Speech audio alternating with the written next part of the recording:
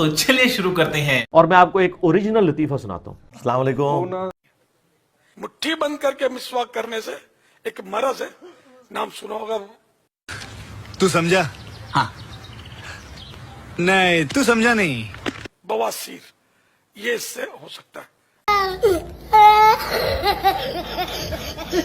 अब दो कर मस्त जोक मारा रे, ये हंस रे हलकट हंस। पक का दीवाना रहता था। वो बच्चों को, सैयदों के बच्चों को बहुत प्यार करता था, और वो सैयद का बच्चा देख लेता, उसको उठाकर खिलाता, उसको चीज दिला देता और इस तरह करता था। उसका इंतकाल हो गया। अच्छा। वो लोग इकट्ठे हुए थे जो अजीज रिश्तेदार, तो अचानक ये उठ बैठा था। लोग तो भागने लगे कि ये क्या हो गया। समझ गया। तो इसने बोला कि डरो मत, मैं मरा हुआ यूं। अरे क्या क्या करूं मैं इसका, क्या करूं? लेकिन हुआ ये कि मेरे घोषपाक आ गए, आहा, मेरे मुर्शिद आ गए, आहा, मेरे पीर साहब आ गए, आहा। और मेरे को ठोकर मारी, उठ, तौबा किए बगैर क्यों मर गया, तौबा कर ले।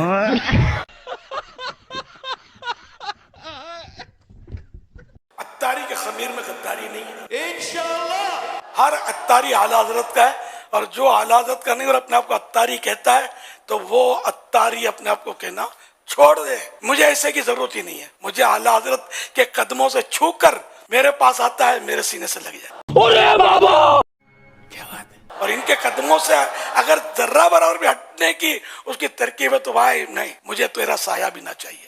This is business. This is my sweat. I know, but I did business. Shut up. कहीं मेरे को कुछ ना हो जाए। मैं तो आज से नहीं, बहुत पुराना आला हज़रत का शेदाई हूँ, और हमने ठोकर नहीं खाई के पड़े हैं दर पर। हमने दुनिया इसी दर के लिए ठुकराई है। फैज़ान आला हजरत जी कभी लाइव मत बिठाना। मिली जो इश्क की रोटी हमें बरेली से, तो क्यों ना मुंह का निवाला रजा रजा बोले। गुजरात की सरजमीन तो भारत में वो अनमोल सरजमीन है कि शाहे आलम बीमार हो जाए तो हुजूर उनकी शक्ल में पढ़ाने आ जाए। सुभान अल्लाह। ये पूरी दुनिया में किसी को ये शर्फ नहीं मिला, सिर्फ गुजरात को ये मिला है। सुभान अल्लाह। गुजरात को मिला। और गुजरातियों एक बात और तुमको बता दूं, हजरत शाहे आलम बीमार थे, अपने घर में सोच रहे थे बच्चों का नुकसान हो रहा है। ये आज के उलमा को दर्स दे रहा है शाहे आलम का ये पैगाम। बीमार थे, दिल में तकलीफ थी, बच्चों का नुकसान हो रहा है, बच्चों का नुकसान हो रहा है। इसी तकलीफ में हफ्ते बीत गए, और बीतने के बाद जब दरसगाह में पहुंचे, यानी क्लासरूम में आए, अपनी मसनद पर खटिए पर बैठे, और बच्चे से कहा बेटा पढ़ना शुरू करो, तो बच्चे 10 दिन आगे का सबक सुनाने लगे। और अभी तो रुको, क्लाइमैक्स अभी बाकी। हजरत शाहे आलम पूछते बेटा मैंने तो यहाँ तक पढ़ाया था, ये आगे कहाँ तुम पहुंच गए? कहा नहीं हुजूर आप तो डेली आते थे। फिर शाहे आलम ने कहा नहीं बेटा मैं तो बीमार था। कहा नहीं हुजूर आप तो डेली आया करते थे। हजरत शाहे आलम कहते बेटा मैंने यहाँ तक पढ़ाया था, वहां से पढ़ो। कहा नहीं हुजूर आप तो कोई दिन आपने नागा किया। जब 3 से 4 बार बच्चों ने इसरार किया, हजरत शाहे आलम आंखों को करके मुराकबे में चले गए, और मुराकबे पर जाने के बाद अर्ज करते हैं ये मामला क्या था। तब तक रहमते दो जहां ने इशारा दिया, ए शाहे आलम तुम्हारी दर्द और तकलीफ को देख करके मुझे गवारा ना था, मैं मदीने से चला आया अहमदाबाद में तेरे बच्चों को पढ़ाने के लिए।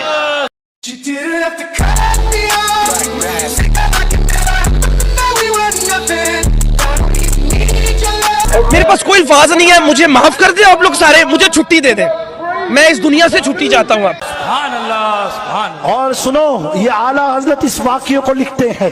तो क्या नाचो मैं?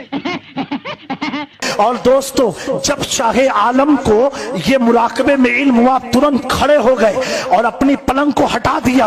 कहा आज से शाहे आलम इस पर नहीं बैठेगा।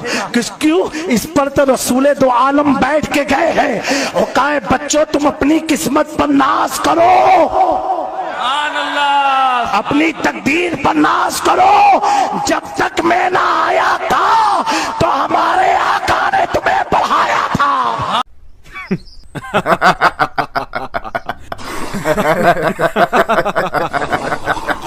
मज़ीद ऐसी कहानियाँ देखने के लिए मेरे चैनल को सब्सक्राइब करें।